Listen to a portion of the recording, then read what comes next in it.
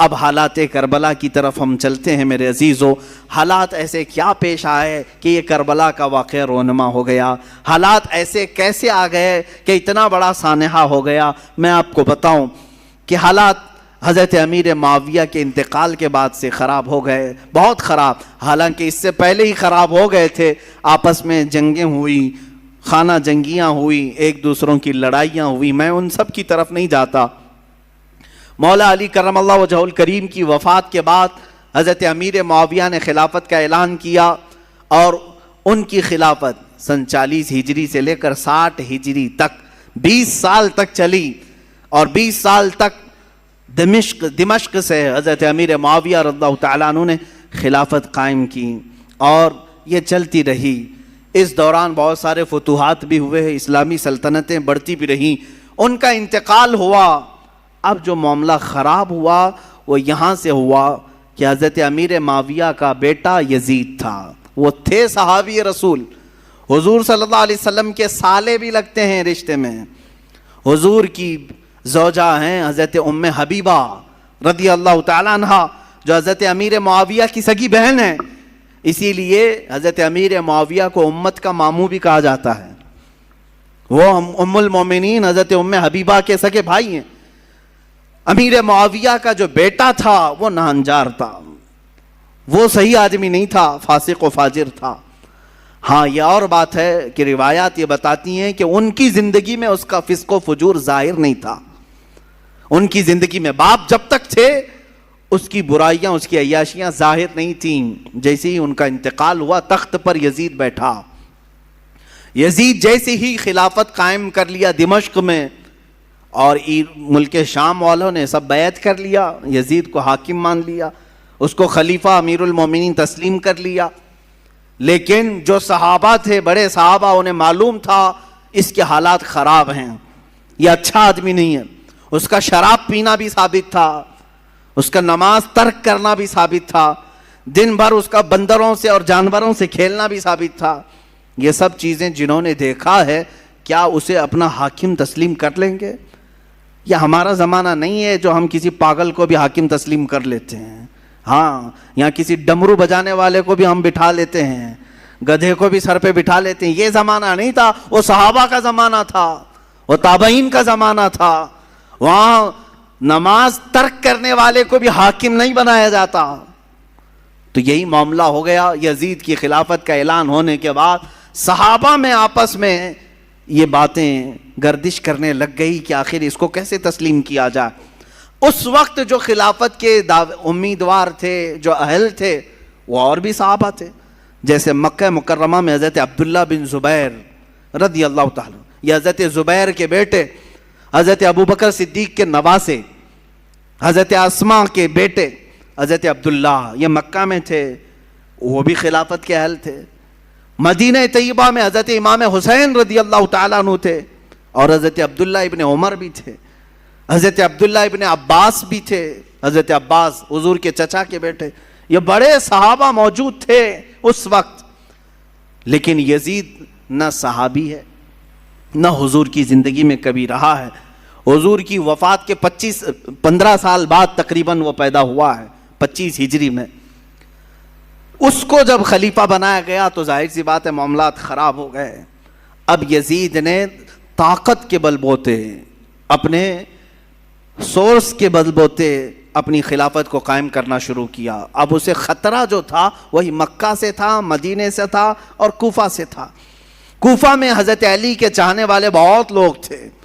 کوفہ حضرت علی کے محبین کا ایک مرکز تھا پہلے سے، اگرچہ ان لوگوں نے پہلے بھی دھوکہ دیا ہے. حضرت علی کا انتقال بھی کوفہ میں ہوا، حضرت امام حسن کا بھی زہر دیا گیا کوفہ میں.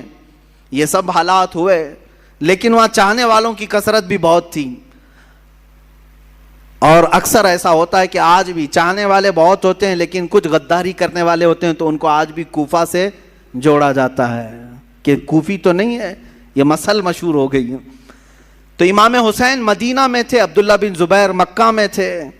یہ ان جگہوں پر سے خطرہ لاحق تھا. کس کو؟ یزید کو. کہ اگر یہ لوگ بغاوت کر گئے، یہ لوگ اگر میری خلافت کو تسلیم نہیں کیے، تو ایک بہت بڑا طبقہ مسلمانوں کا ان کی طرف چلا جائے گا، اور پھر میری خلافت کو قائم کرنا بہت مشکل ہو جائے گا. اور اس کے جتنے مشیر تھے وہ سب کے سب عیاش قسم کے تھے. ایک بات یاد رکھیں, کبھی حاکم ڈینجر بنتا ہے تو اس کے مشیروں کی وجہ سے. مشورے دینے والے اگر بہت خطرناک ہوں تو حاکم بھی بہت خطرناک بن جاتا ہے. ایسے اکثر ہوا ہے. تو یزید کے جو مشیر تھے وہ سب ظالم تھے, مشورے بہت بھیانک قسم کے دیتے تھے. ان کے مشوروں کی وجہ سے ہی تو کربلا ہو گیا. یزید فوج کی فوج بھیجتا رہا. حسین اعظم اس وقت تک مدینہ طیبہ میں تھے. سیدنا امام علی مقام مدینہ طیبہ میں تھے, ان کا گھر مدینہ میں تھا, اہل بیت خاندان سب مدینہ میں رہ رہے تھے. اب یزید نے اپنا گورنر وہاں پر مدینہ طیبہ میں مقرر کیا اور سب سے پہلے بیعت لینے کے لیے مدینہ بھیجا. اور وہاں کے گورنر سے کہا حسین کو بلاؤ, عبداللہ بن عمر کو بلاؤ, اور جو مدینہ میں بڑے صحابہ ہیں ان کو بلاؤ اور ان سے میری بیعت لے لو اور کہو کہ یزید امیر المومنین ہے, خلیفۃ المسلمین ہے. گورنر کو جیسے ہی آرڈر آیا ان تینوں کو بلایا اس نے, اس میں امام حسین بھی تھے. گورنر نے کہا خلافت قائم ہو چکی ہے دمشق میں, آپ حضرات تسلیم کر لیں, آپ یزید کو خلیفہ مان لیں. حضرت امام حسین فوراً کھڑے ہو گئے. کیا تم مجھ سے ایسے کو خلیفہ ماننے کو کہتے ہو جس کی نمازوں کا کوئی ٹھکانہ نہیں, جو عیاش ہے, فسق و فجور میں مبتلا ہے, جو عورتوں کا دل دادا ہے؟ میں ہرگز تسلیم نہیں کرتا. آپ اٹھ کر کے چلے گئے. اس کے بعد جب یہ بات یزید کو پتہ چلی تو گورنر کو سخت آرڈر آیا کہ یا تو ان کی بیعت لے لو یا تو پھر ان کو قتل کر ڈالو. اتنا سخت حکم آیا تو جو گورنر تھا مدینے کا اس نے امام حسین کو بلایا اور کہا میں نہیں چاہتا کہ رسول اللہ کے گھر والوں کے ساتھ میں سختی کروں, اور مجھے میری نوکری کی بھی فکر ہے. میں اگر آپ کے ساتھ سختی کے ساتھ معاملہ نہ کروں تو یزید مجھے مار ڈالے گا, بیچ کا کوئی راستہ نکالیں. تو امام حسین نے کہا ٹھیک ہے, میں بیچ کا راستہ یہ نکالتا ہوں کہ میں مدینے سے نکل جاتا ہوں, میں مدینہ طیبہ سے ہی نکل جاتا ہوں تاکہ تجھے کوئی سختی وہ نہ کر سکے. اس نے گورنر نے کہا ٹھیک ہے آپ یہ کام کر سکتے ہیں. سیدنا امام حسین رات کے وقت اپنے گھر والوں کے پاس آتے ہیں. یہاں سے شروع ہوتی ہے داستان. اپنے گھر والوں سے کہتے ہیں آؤ اب ہمارے لیے مدینہ تنگ ہو گیا ہے, یزید کی سختیاں بڑھتی چلی جائیں گی, اس کے ظلم کی داستانیں اب رقم ہونا شروع ہو چکی ہیں. اپنے گھر والوں سے کہا ہم سب ہجرت کر رہے ہیں مدینہ طیبہ سے. سب نے پوچھا کہاں جا رہے ہیں؟ کہا مکہ مکرمہ جائیں گے, وہاں جا کر کے حرم کعبہ میں رہیں گے. حرم کعبہ میں کوئی جنگ و جدال نہیں کر سکتا, قتل و قتال نہیں کر سکتا, حرم کعبہ میں جا کر رہیں گے. آپ اندازہ کریں رسول پاک نے ہجرت کر کے مکہ کو چھوڑ کر مدینہ آباد کیا. ان کے نواسے کے ساتھ ایسا معاملہ پیش آ رہا ہے کہ انہیں مدینے سے ہجرت کر کے مکہ جانا پڑ رہا ہے. رات کے وقت اپنے گھر والوں کو اٹھایا اور جتنے لوگ تیار ہوئے ہیں اس میں اپنے عزیز خاندان کے لوگ تھے. مدینے سے پہلے کچھ ہی لوگ تیار ہوئے. آپ کی 2 بیویاں ساتھ میں تھیں, آپ کے شیرخوار بچے حضرت علی اصغر, آپ کے جوان بیٹے حضرت علی اکبر, آپ کے بھتیجے حضرت امام قاسم, اور آپ کی بھتیجی, اور آپ کی اپنی بڑی بیٹی حضرت سکینہ رضی اللہ تعالیٰ عنہا. یہ سب گھر والوں کا ایک قافلہ نکلا. پہلے تو یہ لوگ 12-15 کی تعداد میں تھے, اور صبح کا وقت تھا جب مدینے سے یہ قافلہ نکلنے کو تیار ہوا. روضہ رسول پر میرے آقا کی بارگاہ میں امام حسین آئے. میرے عزیزو اب پھر یہاں سے حالات ہمارے بے قابو کر جاتے ہیں. میں یہ چاہتا ہوں کہ اس بار کے بیانات میں اب ہم رونے دھونے کو فوقیت نہ دیں. غم حسین تو تڑپاتا ضرور ہے لیکن ہم اپنے جذبوں کو جوان رکھنا چاہتے ہیں, اور ہم چاہتے ہیں کہ اب حسینی کردار ادا کرنے کا وقت آ جائے. ہمارے جوانوں میں پھر وہ غیرت بیدار ہو جائے کہ ہم دین کی خاطر ہر مصیبت کو اور مشقت کو اٹھانے کے لیے تیار ہو جائیں. حسین اعظم روضہ رسول پر آئے, میرے آقا صلی اللہ علیہ وسلم کو سلام پیش کیا اور درد بھری آواز سے کہا یا رسول اللہ یا ابتا, اے میرے باپ. حضور کو اکثر وہ ابا کہہ کر کے ہی پکارتے تھے. میرے آقا کی بارگاہ میں پکار کر کے کہا آپ کے مدینے سے مجھے نکلنا پڑ رہا ہے، میرے لیے مدینہ تنگ کر دیا گیا، میرے چھوٹے بچے لے کر کے میں روانہ ہو رہا ہوں۔ یہ کیفیت تو میرے آقا ہی جانے، قبر اطہر سے اس حسین کو رخصت ہوتا ہوا دیکھ کر میرے آقا پر کیا گزر رہی ہوگی، جس کے گردن کو میرے آقا نے بوسے لیے، جس کو سونگھا کرتے تھے، جس کو دوش پر بٹھایا کرتے تھے، جس کو سجدوں پر اپنی پشت پر بٹھایا کرتے۔ اس حسین کی رخصتی یقیناً غم کا ماحول تو تھا۔ میرے آقا صلی اللہ علیہ وسلم کے روضہ اطہر سے نکل کر سیدہ کائنات فاطمہ الزہرا رضی اللہ تعالیٰ عنہا جو جنت البقیع میں دفن تھیں، ان کے روضے پر آئے، اپنی ماں کی تربت پر آپ نے لپٹ کر کے رویا اور رخصتی کی اجازت مانگی اور کہا آپ کا حسین اگر مدینہ چھوڑ رہا ہے تو صرف اس لیے کہ رسول اللہ کا یہ مدینہ خون سے آلودہ نہ ہو، مسلمانوں کا خون نہ بہے، میں مسلمانوں کا خون بہنا نہیں دیکھنا چاہتا اور مدینے کی حرمت کو پامال ہونے نہیں دینا چاہتا، مجھے اجازت دی جائے۔ حسین اعظم نے اپنی ماں سے اجازت لی، اپنے چھوٹے بچوں کا ایک قافلہ لے کر نکل پڑے۔ میرے عزیزو، گھر والوں کا قافلہ جب مدینہ چھوڑ رہا ہے کیا کیفیت ہوتی ہے؟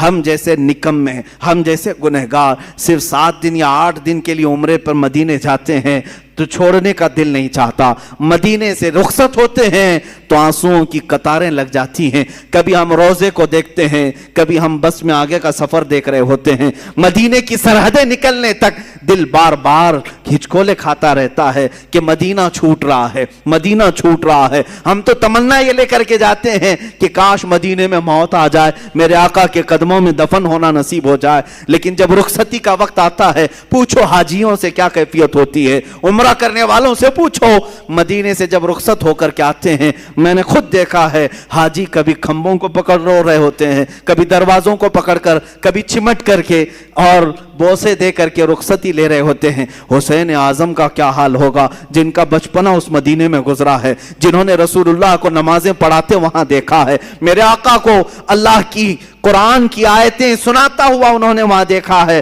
حدیثیں میرے آقا کی انہوں نے سنی ہیں، جن کا کھیلنا کودنا اس مدینہ طیبہ میں گزرا ہے جہاں میرے آقا صلی اللہ علیہ وسلم ان کے گھر آیا کرتے، جبرائیل ان کے گھر اترا کرتے۔ یہ ساری یادیں چھوڑ کر کے حسین اعظم ہجرت کر رہے تھے۔ میرے عزیزو، ہجرت معمولی چیز نہیں ہے، یہ الفاظ میں بیان بھی نہیں ہو سکتی۔ آپ اپنے گھر بیٹھے ہیں، اللہ آپ کے گھروں کو سلامت رکھے۔ میں جانتا ہوں گھر کو چھوڑنے کی کیفیت کیا ہوتی ہے۔ ہم جب اپنے گھر چھوڑ کر دوسری جگہ خدمت اسلام کے لیے بھی جا رہے ہوتے ہیں، مجھے یاد ہے وہ بات جب پڑھنے کے لیے ہم بچپن میں مدرسے جا رہے ہوتے تو پورا سفر ٹرین میں روتے ہوئے جاتے تھے، کبھی ماں کی شکل سامنے آتی، کبھی باپ کی شکل، کبھی دوست یاد آتے، کبھی بھائی یاد آتے۔ ہم جانے کے 1 مہینے تک وہاں روتے رہتے تھے۔ ہمیں معلوم ہے گھر کو چھوڑنے کی کیفیت کیا ہوتی ہے، اور وہ حسین اعظم اپنے اس مدینہ رسول کو چھوڑ کر جا رہے تھے جہاں ان کی ہزاروں یادیں تھیں، جہاں ان کی ہزاروں یادیں میرے آقا سے وابستہ تھیں۔ حسین اعظم کی ہجرت پر لاکھوں سلام۔ انہوں نے اگر ہجرت کیا بھی ہے تو دین مصطفیٰ کے لیے کیا ہے۔ اے جوانوں، تم سب اس بات کو یاد رکھ لینا، اگر مصطفیٰ کے دین پر کبھی آنچ آئے، اگر وطن چھوڑنا پڑے، ہجرت کرنا پڑے، تو ہجرت کو بھی ہم برداشت کر سکیں، اس لیے کہ صرف اور صرف دین کے لیے جس نے ہجرت کیا، وَمَن يُهَاجِرْ فِي سَبِيلِ اللَّهِ، اللہ قرآن میں فرماتا ہے جو اللہ کی راہ میں ہجرت کیا، اگر بیچ راستے بھی اس کی موت آ جائے، اللہ اس کا اجر تیار کر رکھا ہے۔ ہجرت کا بڑا اجر و ثواب بھی ہے۔ میرے عزیزو، دین مصطفیٰ کے لیے یہ اٹھایا حسین اعظم نے سارا کشٹ، ساری مصیبتیں، ساری مشقتیں، یہاں سے نکل کر کے مکہ مکرمہ کا سفر کیا۔ مکہ مکرمہ جب پہنچے، امام عالی مقام، یہ شعبان کا مہینہ تھا اور شعبان کے بعد ٹھیک رمضان آنے والا تھا۔ مکہ والوں نے استقبال کیا اور اچھے سے سارے لوگ ملنے جلنے لگے اور کہا اچھا کیا آپ نے یہاں تشریف لائے، امن و امان کے ساتھ رہیں۔ یہاں تک تو معاملہ سب ٹھیک ہی تھا، امام حسین اگر مکہ ہی میں رہ جاتے، وہیں پر طواف کعبہ، حرم کعبہ میں مقیم رہتے تو کچھ ہونا نہ تھا، لیکن کیا کریں، قدرت کا لکھا ہوا وہ غالب آ کر رہے گا۔